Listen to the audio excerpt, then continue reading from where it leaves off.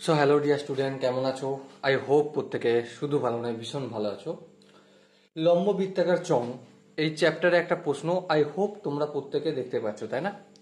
এই প্রশ্নটা আমরা সলভ করব, কিন্তু শুধু আমি একা সলভ করব না, সাথে সাথে তুমিও সলভ করবে। বাট কিভাবে সলভ করব? প্রথমে আমরা প্রশ্নটা মন দিয়ে পড়ব, বুঝবো কোশ্চেনটার মধ্যে কি বলা রয়েছে, ওকে?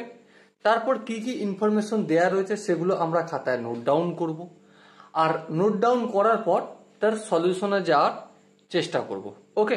তো চলো প্রথমে ফার্স্ট স্টেপ আমরা কি কাজ পড়ে নেবো, দেখি কোশ্চেনটা কি বলছে। প্রশ্ন বলছে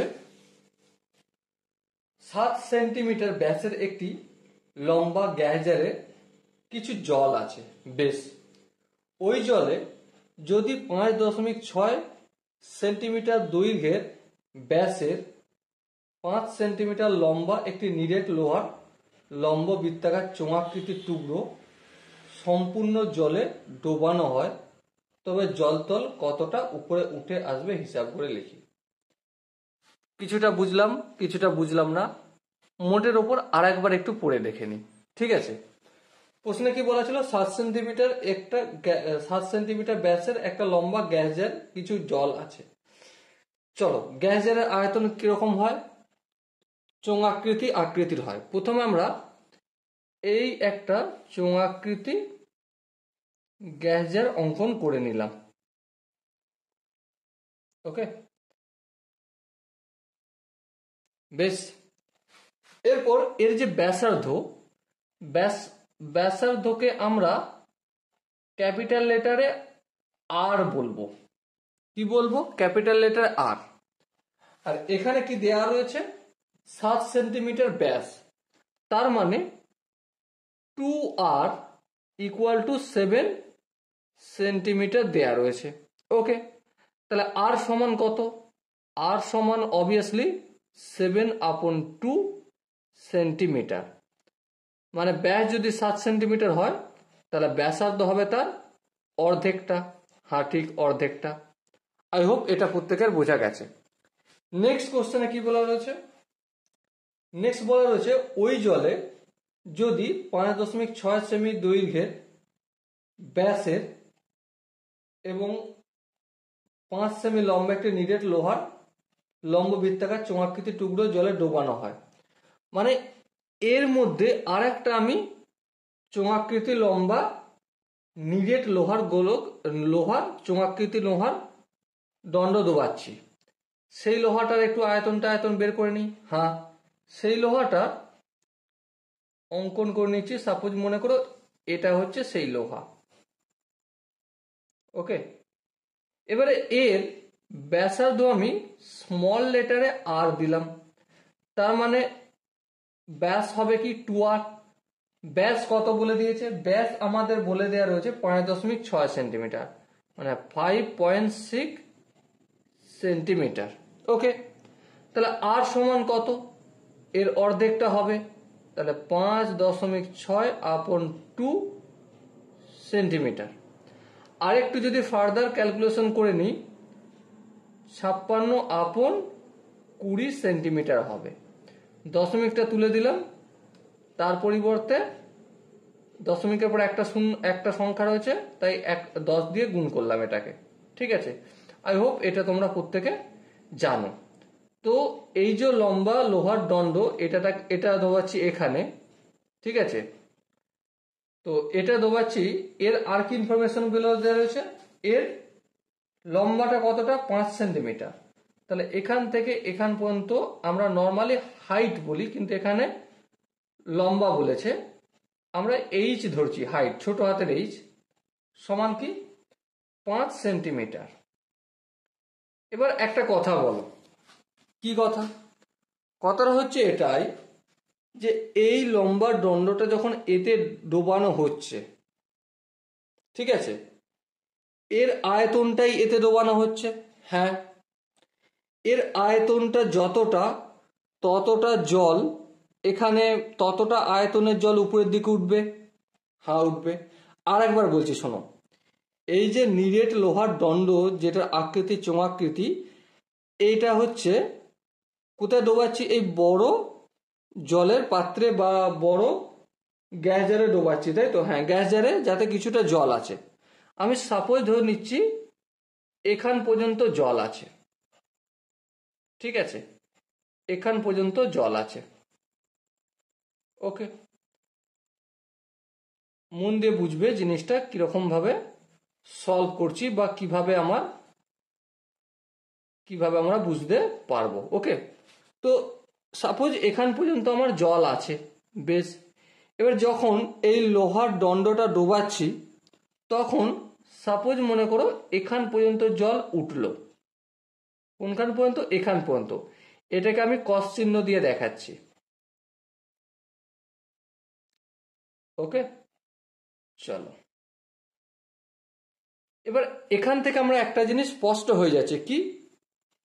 যে এই লোহার দণ্ডটার আয়তনটা কতটা? যতটা এখানটায় জল আছে। কেন? তার কারণ একটাই, এটা ডোবানোর ফলে জলের আয়তনটা এখান থেকে এখান পর্যন্ত বৃদ্ধি পাচ্ছে। হ্যাঁ, তার মানে এর আয়তনটা আর এখানটার আয়তনটা সমান বা ইকুয়াল হবে। হ্যাঁ, ঠিক। এটা নিয়ে কারো যদি ডাউট থাকে তো আমি একটা কথা বলি। তোমরা বাড়িতে অবশ্যই বালতি আছে, বালতি আছে। ছোট একটা বালতিতে তুমি জল নাও, জল নেওয়ার পর নিজের হাতটা ডুবিয়ে রাখো। যখন নিজের হাতটা ডোবাবে, দেখবে জল কিছুটা উপরে উঠে আসলো, তাই না? তো দেখবে এই হাতটার আয়তনটা কতটা, সেটার সম আয়তনের জলটাই কিন্তু উপরে উঠে আসলো। তবে এখানে একটা কন্ডিশন বলে দিই, হাতে জল কোনো রকম মানে শুষে নেয় না, সেই কন্ডিশন আমি কথাটা বললাম। ওকে, আই হোপ প্রত্যেকের এটা বোঝা গেছে। এরপর দেখো কি বলেছে, তবে জলতল কতটা উপরে উঠবে হিসাব করে লিখি। তাহলে জলতল ছিল আমার এখান পর্যন্ত, হ্যাঁ। উঠেছে এখান পর্যন্ত, হ্যাঁ। তাহলে আমি এখান থেকে এখান পর্যন্ত জলতল হাইটটা ধরছি এইচ। কি ধরবো? হাইটটা ধরছি এইচ। এবারে একটা কথা বলো, এই যে লোহার দণ্ডটা আমরা জলে ডোবাচ্ছি, এর আয়তনটা আমরা জানি? হ্যাঁ, জানি। সেটা কত? Volume equal to pi r square h. চোঙের আয়তনের সূত্র এটাই। হ্যাঁ, এটা লিখলাম। এবারে ফর্মুলায় যদি ফেলি, 22/7, পায়ের মানে হচ্ছে 22/7, আর স্কোয়ার মানে 56/20-কে দুবার লিখবো, 56/20 ইন্টু 56/20। আর এইচ বলতে এখানে 5 সেন্টিমিটার বলে দেয়া হয়েছে, এত সেমি কিউ। ওকে, এবার একটা কথা বলো। কথাটা কি? যে এখান থেকে এখান পর্যন্ত যে আয়তনটা দেখাচ্ছি, এটা আমরা ফ্ল্যাটে বলে ফ্ল্যাট দেখাচ্ছি, কিন্তু এটাও তো কি চোঙাকৃতি। হ্যাঁ, তাহলে এইটুকুনির আয়তন কতটা সেটা যদি সূত্রে ফেলি, কি হবে? এখানটার আয়তন আমি বড় করে ভি লিখলাম, পাই ক্যাপিটাল আর স্কোয়ার, আর এখানে হাইটটা এইচ ধরেছি, তাই আমি এখানে এইচ দিলাম। ওকে, নো প্রবলেম। এরপর দেখো, পাই মানে কি? 22/7। আর মানে কি? আর এখানে বলেছে 7/2, তাহলে 7/2-কে আমি দুবার লিখে দিলে স্কোয়ার হয়ে গেল। আর এইচ এর ভ্যালু জানিনি, ওটাই বের করব। ওকে, এবার একটা কথা বিচার করে বলো তোমরা, কি? যে এই যে আয়তন, এই আয়তনটাই আর এই আয়তনটা দুটো ইকুয়াল কি ইকুয়াল নয়? অবশ্যই ইকুয়াল। কেন? কারণ এই হাইটে যে জলটা উঠেছে, কখন উঠেছে? যখন আমি এটাকে ডুবিয়েছি, এই লোহার দণ্ডটাকে ডুবিয়েছি এখানে, তাই না? সেই জন্যই এই হাইটে জলটা উঠেছে। তাহলে এই হাইটে কতটা জল আছে তার আয়তন এটা, আর এই হাইটে জলটা উঠে আসছে তার কিসের জন্য? এই এতটা আয়তনের লোহার দণ্ডকে ডোবানোর জন্য। তাহলে এই আয়তনটা আর এই আয়তনটা ইকুয়াল। তাহলে শর্তানুসার আমরা কি লিখতে পারি? 22/7 into 56/20 into 56/20 into 5 equal to, মানে এই আয়তনটা ইকুয়াল টু এই আয়তনটা। হ্যাঁ, 22/7 ইন্টু 7/2 ইন্টু 7/2 ইন্টু এইচ। এবার একটা জিনিস লক্ষ্য করো, কি এইচটা রেখে বাকি সমস্ত জিনিসটা আমি এদিকে নিয়ে চলে আসবো। তাহলে যেমন আছে দেখো 22/7 গুণিতক 56/20 গুণিতক 56/20 গুণিতক 5। এবারে 22/7 আছে, অপোজিট দিকে আসলে কি হয়ে যাবে 7/22। 7/2 আছে, কি হয়ে যাবে 2/7। এখানেও 7/2 আছে, অপোজিট দিকে আসলে 2/7। আর ডান দিকে শুধুমাত্র এইচ পড়ে আছে, আর ওটাই জিজ্ঞাসা করেছে, তাই না? কতটা জল উপরে উঠবে, যতটা জল উপরে উঠবে আমরা এইচ ধরে নিয়েছিলাম। এবার দেখো এখানে 7 7 কেটে দিলাম, আর এই 22 উপরে 22 নিচের 22 কেটে গেল। এবার দেখো 2 1 2 10 2 20, ফের 2 1 2 10 2 20, 7 1 7 7 8 56, 7 1 7 7 8 56। সো এবার দেখো কি বেঁচে আছে 8 8 5, তাহলে 8 অষ্টম 5 8 40, 40 কার দ্বিগুণ করে 4 8 32, 320 আপন 100 ইকুয়াল টু এইচ।